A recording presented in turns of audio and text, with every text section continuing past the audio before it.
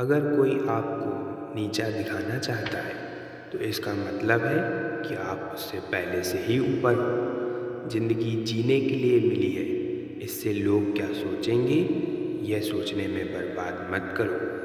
किसी के बुरे वक्त में उसका हाथ पकड़ो, सहारा दो, उसे हिम्मत दो, क्योंकि बुरा वक्त तो थोड़े समय में चला जाएगा, लेकिन वह आपको दुआ जिंदगी भर देता रहेगा। मनुष्य सुबह से शाम तक काम करके उतना नहीं थकता जितना चिंता और क्रोध के एक क्षण में थक जाता है।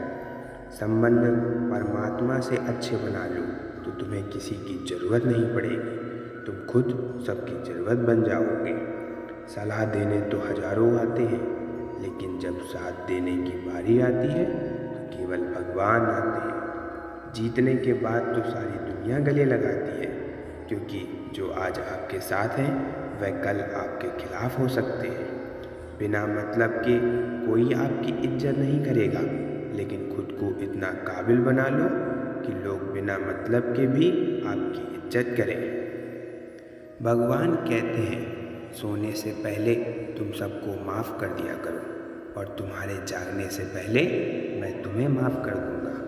भगवान ऑक्सीजन की तरह हैं, जिन्हें आप देख नहीं सकते, लेकिन उसके बिना आप रह भी नहीं सकते। कोई और तुम्हारी मदद नहीं कर सकता, अपनी मदद स्वयं करो। आप खुद के सबसे अच्छे मित्र हैं और सबसे बड़े दुश्मन भी। इंसान तब समझदार नहीं होता जब वो बड़ी बड़ी बातें करने लगे, बल्कि समझदार तब होता है जब वह छोटी छोटी बातों को समझने लगे। आप किस समय सही थे इसे कोई याद नहीं रखता, लेकिन आप किस समय गलत थे ये सब याद रखते हैं। सब दुख दूर होने के बाद ही मन प्रसन्न होगा, यह आपका भ्रम है। मन प्रसन्न रखो, सब दुख दूर हो जाएंगे। ये हकीकत है कि किसी भी व्यक्ति की कोई भी बात बुरी लगे तो दो तरह से सोचो। यदि व्यक्ति महत्वपूर्ण है तो बात भूल जाओ, अगर बात महत्वपूर्ण है तो व्यक्ति को भूल जाओ। रिश्तों का संबंध सिर्फ रक्त से नहीं होता, जो मुसीबत में हाथ थाम ले उससे बड़ा कोई रिश्ता नहीं होता। भगवान कहते हैं, तुम सब कुछ मुझे सौंप दो, सारा दर्द परेशानी, और बिल्कुल हल्के होकर मुझे याद करो। धीरे धीरे तुम्हारा जीवन बदल जाएगा। हर रोज़ रात को सोने से पहले भगवान को अपनी पूरी दिनचर्या बताकर सोएं।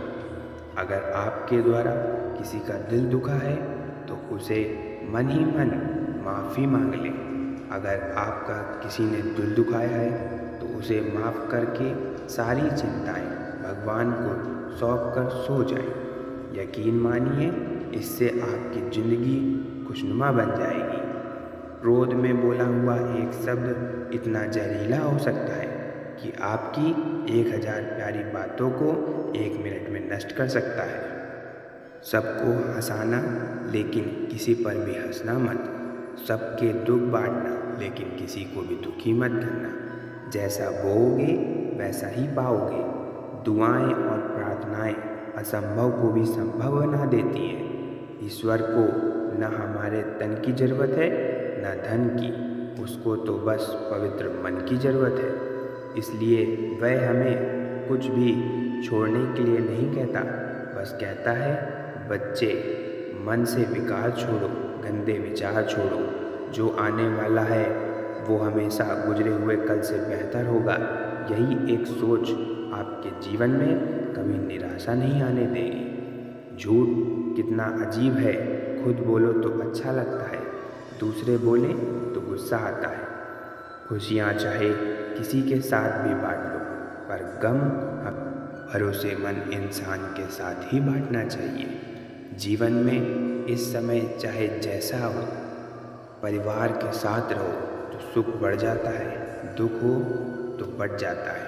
सच्चा मित्र वही है जो उस समय में भी आपके साथ खड़ा हो जब सारी दुनिया आपके खिलाफ हो।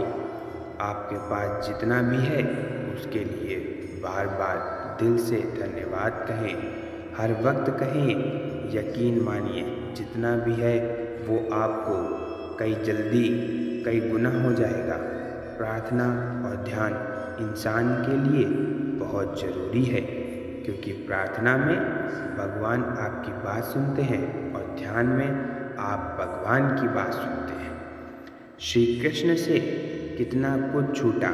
पहले माँ छूटी, फिर पिता छूटे, फिर नंद किशोर मिले, वो भी छूटे, संग साथी छूटे, फिर छोटी राधा छूटी, फिर गोकुल छूटा, फिर मथुरा छूटा। श्री कृष्ण ने जीवन भर कुछ ना कुछ छूटता ही रहा। नहीं छूटा तो वो था देवत्व, मुस्कान और सकारात्मकता। श्री कृष्ण दुखी नहीं है, उत्सव के प्रतीक है। सब कुछ छूटने पर भी कैसे खुश रहा जा सकता है, यह श्री कृष्ण से अच्छा कोई नहीं सिखा सकता।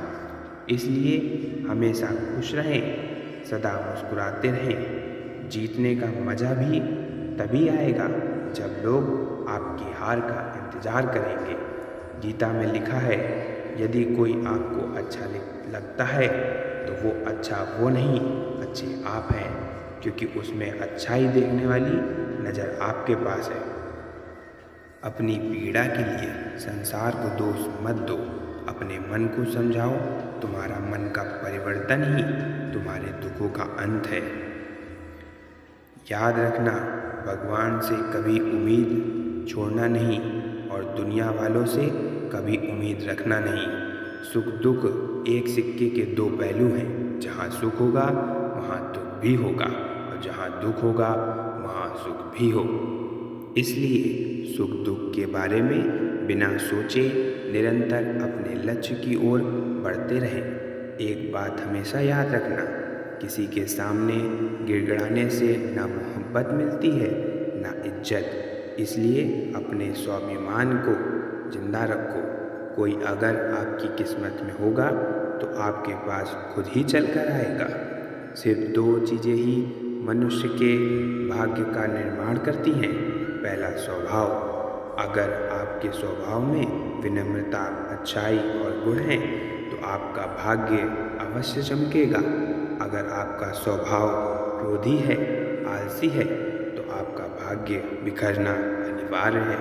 इसलिए अपने स्वभाव को मधुर और आकर्षित बनाइए। दूसरी, आपकी वाणी। बोलना तो व्यक्ति 2.5 साल की उम्र में सीख जाता है, परंतु कब, क्या और कहाँ और कितना बोलना है और कैसे बोलना है, उसे ये ज़िंदगी भर भी नहीं समझ पाता। जिस व्यक्ति को ये समझ आ गया कि क्या, कब और कहाँ कितना बोलना है, उसे सफल होने से कोई नहीं रोक सकता। दुआएं मांगने से किसका भला होता है? मिलता तो वही है जो हमने बोया होता है। तुम नीचे गिर कर देखो, कोई नहीं आएगा उठाने तुम्हें। तुम जरा सा उड़कर देखो, तुम्हें सब आएंगे तुम्हें गिराने। दोस्तों, आशा करता हूँ कि इस वीडियो से आपने बहुत कुछ सीख ली होगी। मिलते हैं जल्दी एक नई ज्ञानवर्धक वीडियो के साथ। धन्यवाद। अपना ध्यान रखिएगा। बोलिए राधे राधे।